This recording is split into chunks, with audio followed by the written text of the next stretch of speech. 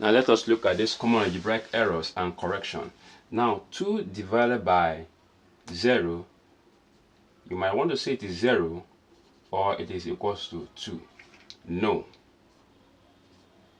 2 divided by 0 is not equals to 0, and 2 divided by 0 is not equals to 2. Now this is because any division by 0 is undefined, which means it is what? Meaningless. Now negative 3 raised to the power of 2 is never 9.